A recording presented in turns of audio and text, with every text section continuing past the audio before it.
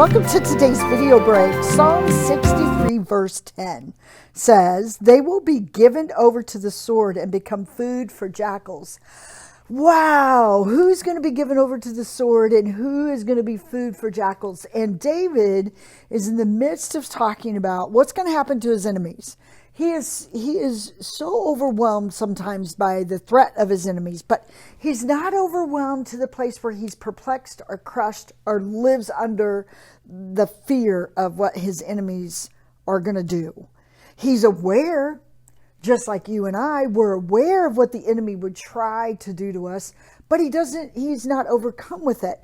And one of the reasons that he doesn't let himself become overcome is because he understands the power of God when it comes to adversity. He understands that his enemies are just scraps that are going to be sent out so that the jackals will have something to eat. That's a really gross picture, but it's like he's not intimidated by their force that they come up against him, because he sees that their food that simply is going to be tossed to the dogs. He understands that their destination is going to be, like he said the verse before, they're going to have an eternity that's not going to be in a good place. So I wonder sometimes if we allow the enemy to speak too loud in our lives to the place where we become overcome by it, or that we seek vengeance in and of itself. I think one of the stabilizing factors of David's heart before God is because he understood that it wasn't for him to take vengeance when his enemies were seeking, but he understood that it wasn't, his heart wasn't supposed to seek vengeance.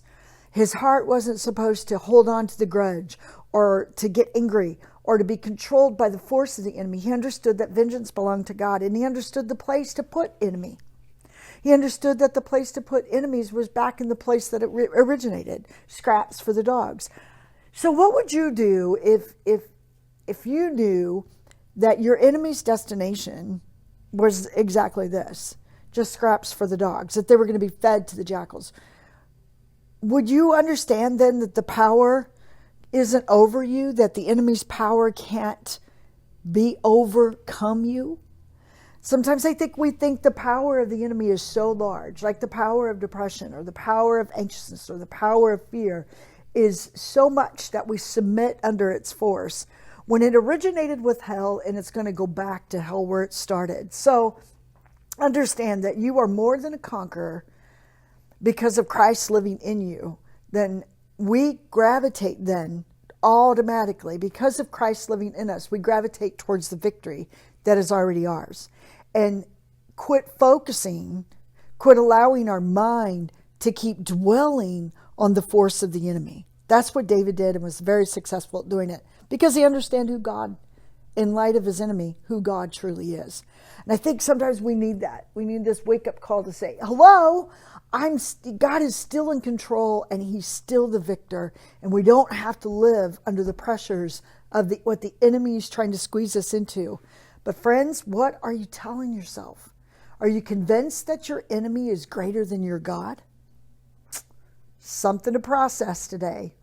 You, my friend, have a very blessed day.